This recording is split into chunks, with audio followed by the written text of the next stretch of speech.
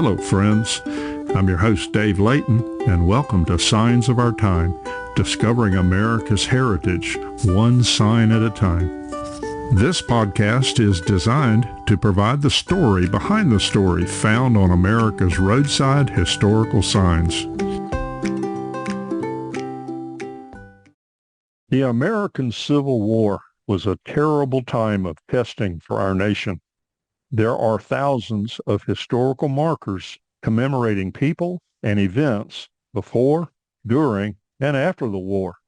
In this episode, I want to look at one individual associated with a time period just prior to the start of the war.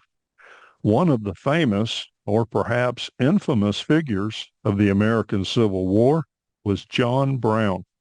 He is described as a radical abolitionist known for taking harsh and extreme actions to support the freedom of slaves. There are many historical markers commemorating the life and activities of John Brown. The marker associated with this episode is found in Summit County in Akron, Ohio. It was sent to me by my friend Phil Rizzo of New York. By the way, Phil is a fellow podcaster.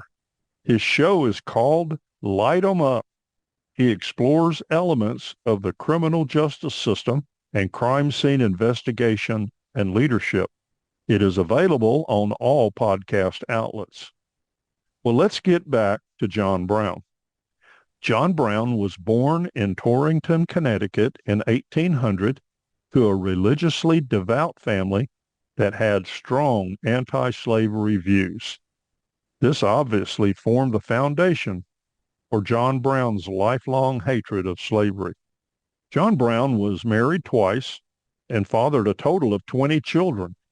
Although he was born in Connecticut, he and his family traveled extensively, living in Ohio, Massachusetts, Pennsylvania, and New York.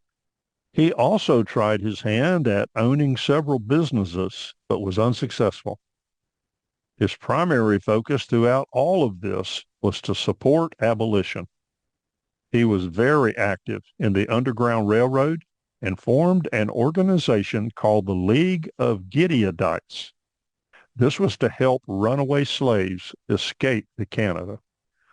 In 1855, he moved to the Kansas Territory with two of his sons.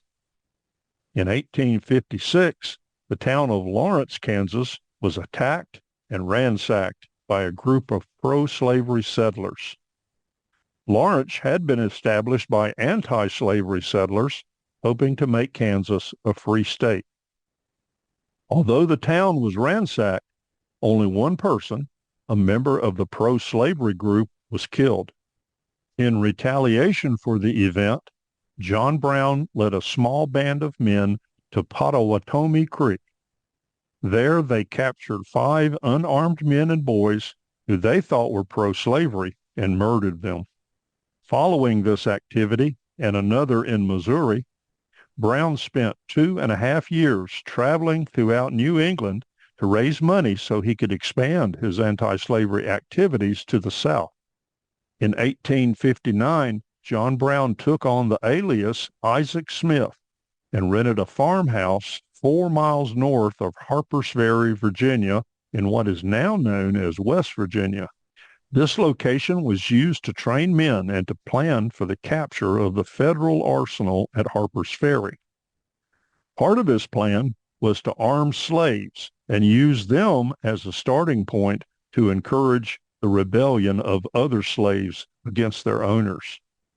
Brown and his men attacked the federal arsenal, but were unsuccessful, and the slaves in the area did not join him.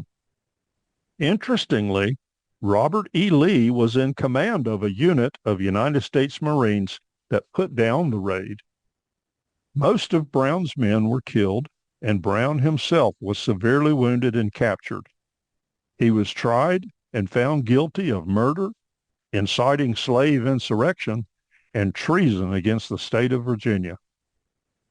John Brown was hanged for his crimes on December the 2nd, 1859. A year later, South Carolina became the first state to secede from the Union. Certainly, most folks disagree with John Brown's methods. He certainly showed unwavering commitment, however misguided, to his views of justice. His actions focus on problems associated with vigilantism. The period of the Civil War and its aftermath divided our nation. We still see the impact of it today, and we hope that we can learn to overcome our differences in peaceful ways as we strive for the rights of all of our citizens. Well, friends, there you have it. A story behind the story from America's historical signs and markers. I hope you enjoyed this episode. I invite you to subscribe and continue listening as we bring more episodes about the rich heritage of our great nation. Please share this podcast with others.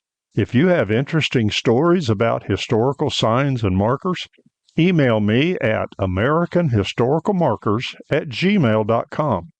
That's americanhistoricalmarkers@gmail.com.